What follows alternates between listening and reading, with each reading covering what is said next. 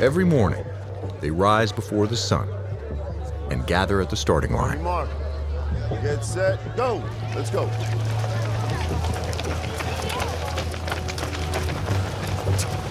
Through the woods of Hubbardston, Massachusetts, they run 7 long miles.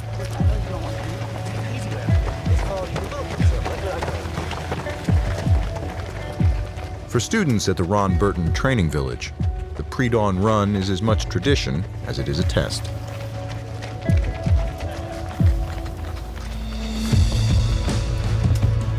It's the same test that helped founder Ron Burton Sr. turn childhood adversity into triumph. My dad always thought that the struggle would make you stronger. Don't think of it as a negative, think of it as a positive, because once you're able to overcome that adversity, that's how you build, that's how you get better. Ron Burton Sr. grew up dirt poor in Springfield, Ohio in the 1940s.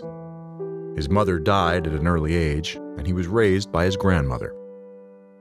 He had a very humble upbringing. He was a guy that was teased quite a bit. His nickname was called Nothing. Adults, kids, all alike called him Nothing. So when they see him coming down the hallway, see him coming down the street, they say, "Here comes Nothing." And he would cry every day. And he figured that if he can get good at something, just one thing, he could erase the name. In middle school, that one thing for Burton was football. But the bench-warming running back didn't see the field until the final play of his 8th grade season, where his lone run caught the eye of a high school coach. And the coach said to him, "I see some things in you, Ron, that some of the other guys don't have."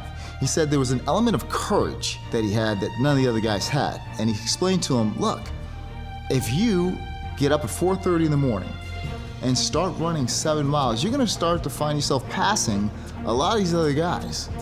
And so he was talking to a kid who was willing to pay any price to erase that moniker of nothing.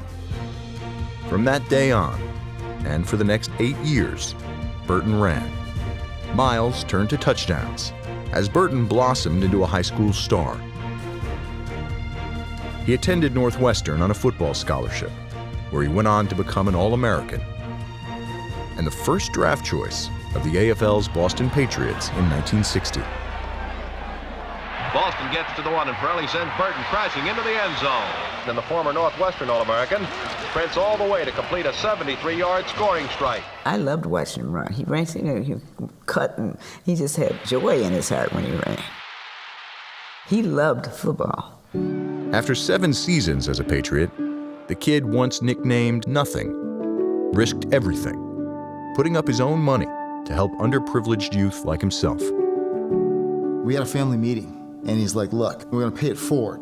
And what we're gonna do is we're gonna gather up all the nothings of the world, the people who are struggling, the downtrodden, the people that really nobody wants, and we're gonna train them. We're gonna turn them into something. We're gonna create a training village. I enjoyed a great deal of success in the world of sports, and all I'm trying to do is give back a portion that's been given to me.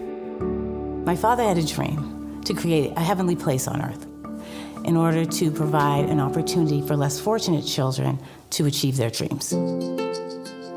Ron Burton's dream broke ground in 1985, and the training village has grown ever since.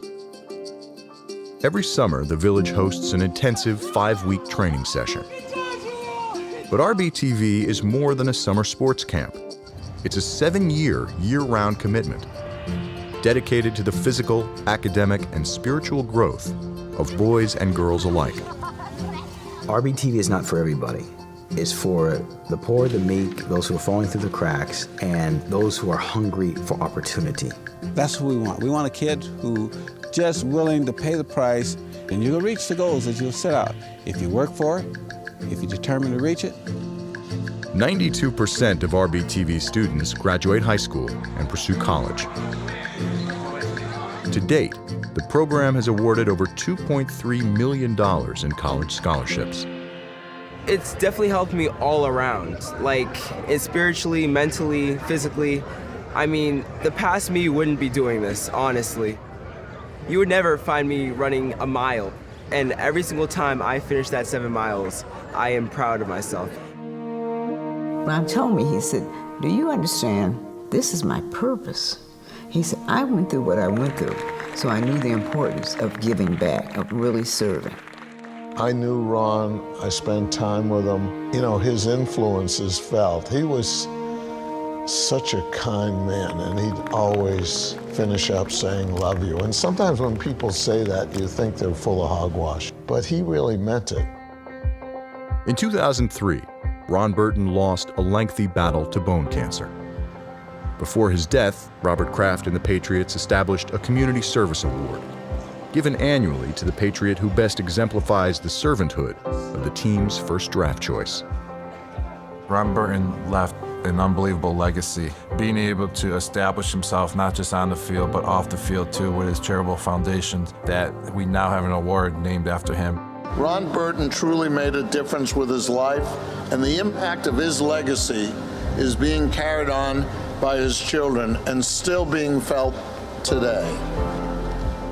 What Robert Kraft did in creating the Ron Burton Community Award changed our family. It changed the legacy of RBTV in such a mighty way. It gives us a platform to spread my father's message. And the bond with the Patriots is stronger than ever. Let's go Patriots!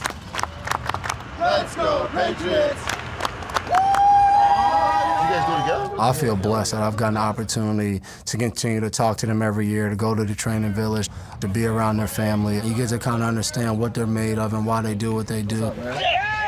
Good job! I think the way that they mold young men is really important. In a day and age where we're lacking young men who are leaders, to be able to be a part of an entity that's trying to put beacons of light out into the world, it's really an honor for me. Being here and seeing this great facility and how his legacy has lasted, it really makes me proud to be associated with the Burton family. And we're very lucky to have had him in this community. And this is really a very, very special place.